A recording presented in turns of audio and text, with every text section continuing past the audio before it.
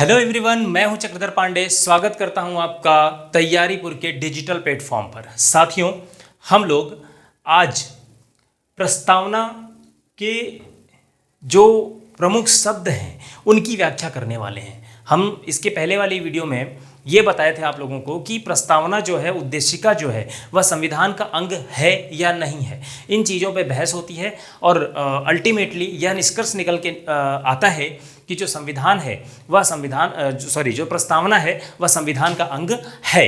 ठीक है, यह चीज़ निकल के आ जाती है हमारे सामने कि जो प्रस्तावना है वह संविधान का अंग है। ठीक है, अब देखो बात यहाँ से है कि ये तो चीज़ समझ में आ गई कि चलो प्रस्तावना संविधान का अंग है। कहाँ से आई? केशवानंद भारती बनाम केरल राजवालेवाद से आई।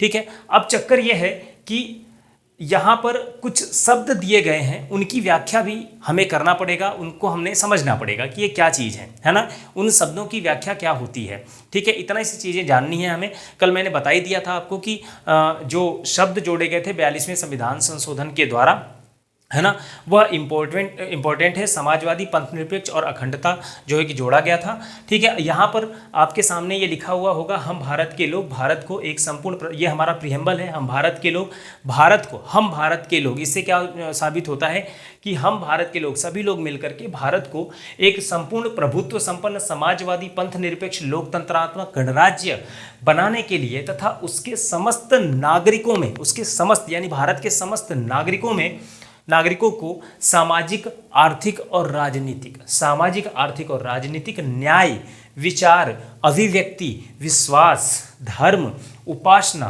की स्वतंत्रता, प्रतिष्ठा और अवसर की समानता, है ना, ये सारी चीज़ें देख रहे हो आप। ये सारी चीज़ें अभी हम फंडामेंटल राइट्स में पढ़ने वाले हैं, मूल अधिकार में पढ़ने वाले हैं। समझ रहे हो?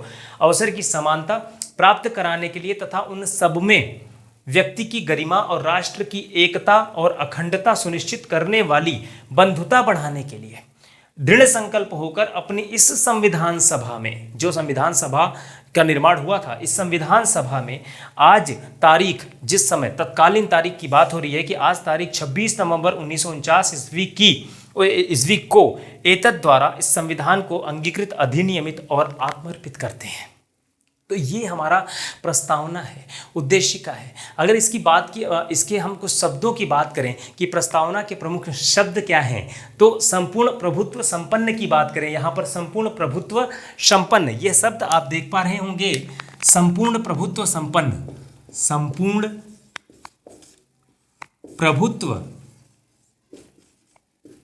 प्रभुत्व संपन्न, यह क्या है सर? यह जो शब्द है ना, संपूर्ण प्रभुत्व संपन्न, इसका मतलब क्या है? इसका मतलब यह है कि ये जो हमारा प्रस्तावना है, इसका जो निर्माण है ब्रिटेन की सरकार द्वारा निर्मित नहीं है। यह जो प्रस्तावना है ब्रिटेन की सरकार के द्वारा निर्माण नहीं किया गया, बल्कि भारतीय प्रतिनिधियों से निर्मित संविधान सभा के द्वारा यह निर्मित किया गया है। इसलिए यह संपूर्ण प्रभुत्व संपन्न कहलाता है। उसके बाद हम बात करते हैं किसकी? हम बात करते हैं समाजवाद की। किसकी बात करते हैं? हम बात करते हैं समाजवाद की, है ना, समाजवाद की बात करते हैं। समाजवाद क्या है? समाजवाद का मतलब यह है कि राष्ट्रवाद ही समाजवाद है। अगर मैं एक शब्द बोलूं कि जो राष्ट्रवाद है वही समाजवाद है, मतलब कहने का क्या है कि भाई ऐसा है कि राष्ट्रवाद क्या कहता है, समाजवाद यह कहता है कि कुछ भी व्यक्ति का पर्सनल नहीं होगा, है ना, सारा कुछ राष्ट्र का है। यानी आप एकदम राष्ट्रवादी बनिए। और ये समाजवाद की भावना, जो समाजवाद शब्द यहाँ जोड़ा गया, ये राष्ट्रवाद की भावना को इंगित करता है। इस समाजवाद शब्द का मतलब ये है। और समाजवाद मैंने आपको बोला था कि किसमें जोड़ा गया, तो 42वें संविधान संशोधन 1976 में समाजवाद यहाँ पर जोड़ा गया। ठीक है, अब समाजवाद जोड़ दिया गया। उसके बाद में हम अगर बात करें तो समाजवाद से अगर हम बात करें कि सुप्रीम कोर्ट ने इसकी व्याख्या नहीं की है, संविधान में इसकी व्याख्या नहीं की गई है, लेकिन यह इंगित करता है कि समाजवाद क्या है ना, राष्ट्रीयता को ही समाजवाद से जोड़ करके देखा जाता है। उसमें अगर हम बात करें कि तीसरे जो शब्द है, इसमें तीसरा शब्द है पंथ निरपेक्ष। क्या है यहाँ पर? तीसरा शब्द है पंथ निरपेक्ष।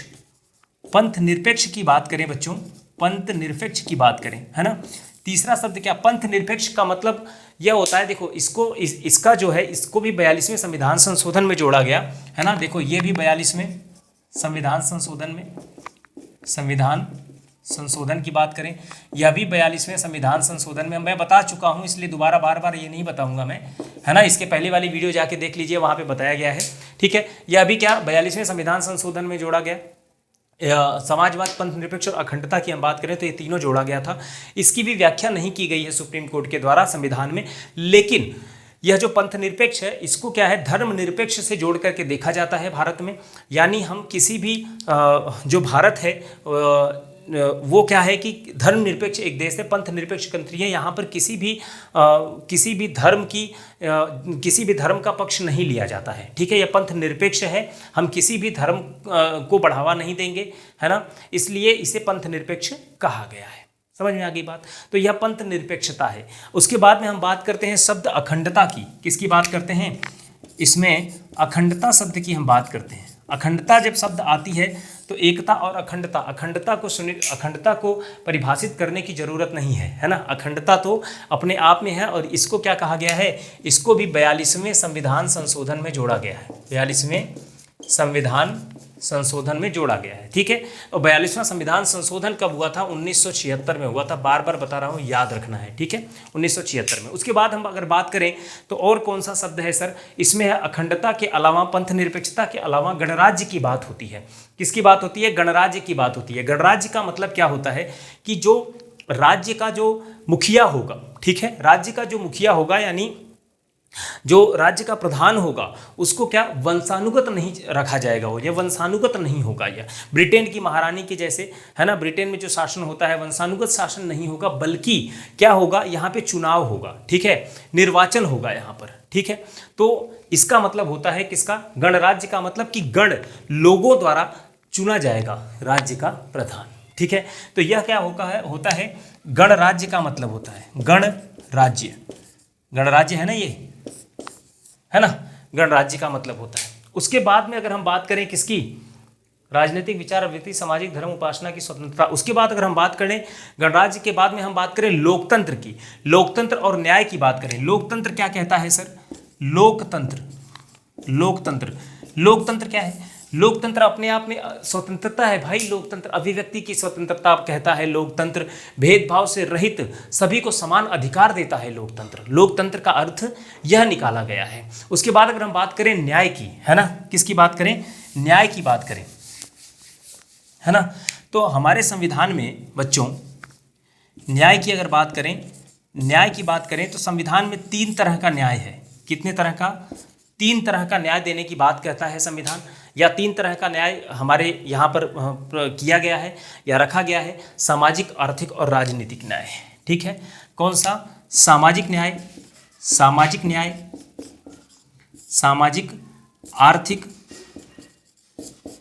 आर्थिक और राजनीतिक न्याय की हम बात करते हैं, राजनीतिक न्याय की बात करते हैं, है ना, राजनीतिक न्याय। यह जो न्याय है ना, न्याय शब्द है, न्याय शब्द जो है, यह जो न्याय शब्द है यह, इसमें 3 प्रकार का न्याय इंगित है, सामाजिक, आर्थिक और राजनीतिक न्याय की हम लोग बात करते हैं।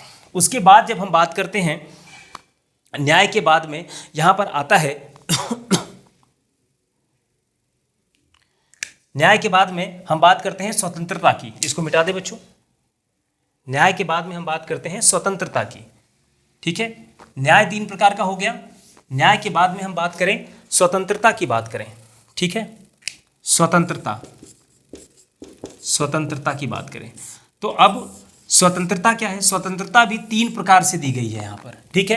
किसकी किसकी स्वतंत्रता दी गई है, उपासना की स्वतंत्रता, है ना, उपासना, धर्म की स्वतंत्रता, किसकी स्वतंत्रता, धर्म की स्वतंत्रता, और विश्वास की स्वतंत्रता। किसकी, विश्वास की स्वतंत्रता। यह सारा हम लोग पढ़ने वाले हैं, है ना, ये सारा हम लोग पढ़ने वाले हैं। बिल्कुल एकदम घबराना नहीं है।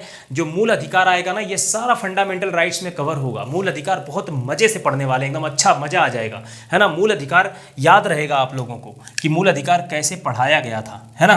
तो स्वतंत्रता क्या है, उपासना, धर्म और विश्वास की स्वतंत्रता हमें मिलती है। उसके बाद में अगर हम बात करें तो समता, है ना। उसके बाद क्या, एक शब्द आता है, समता शब्द आता है ना, समता। एक्चुअली ये जो समता शब्द है ना, यह जो समता है आर्टिकल 14 में इसको क्या किया गया है, इलेबरेट किया गया है। विधि के समक्ष समानता दी जाएगी, सबको समान अवसर दिया जाएगा, यह इस समता में कहा गया है। ठीक है, यह जो ये समता की बात करें, स्वतंत्रता की बात करें, समता की बात करें, न्याय की बात करें, है ना, लोकतंत्र की बात करें, पंथ निरपेक्ष की बात करें, संपूर्ण प्रभुत्व संपन्न की बात करें, समाजवाद की बात करें, यह सारी चीज़ें जो है ना यह मेन है। अखंडता की बात करें, है ना, यही तो देखा हमने। यह जो मेन इसमें ये जो शब्द है ना, ये शब्द ही तो हैं मेन, ये शब्द ही तो हैं। समता में विधि के समक्ष समता की बात की गई है, बंधुत्व की बात की गई है ठीक है, किसकी बात की गई है। इसके बाद में स्वतंत्रता की बात अगर हम करें तो उसके बाद बंधुत्व की हम बात करते हैं। किसकी बात करते हैं हम, बंधुत्व की बात करते हैं। बंधुत्व का मतलब क्या है बच्चों, बंधुत्व, है ना, बंधुत्व की बात करते हैं। बंधुत्व की क्या मतलब है कि जो सभी लोग हैं, जो देश के सभी लोग हैं, सभी जो निवासी हैं वो क्या है, एक ही मातृभूमि के संतान हैं, है ना। सभी निवासी क्या हैं, सभी निवासी एक ही मातृभूमि के संतान हैं, एक ही मातृभूमि के संतान है, भूमि की संतान है बच्चों, है ना, एक ही मातृभूमि की संतान है। यह होता है बंधुत्व। और लास्ट है व्यक्ति की गरिमा। क्या है, लास्ट है व्यक्ति की गरिमा की हम बात करते हैं। ठीक है, यह जो व्यक्ति की गरिमा है ना, इसकी हम लोग बात करते हैं।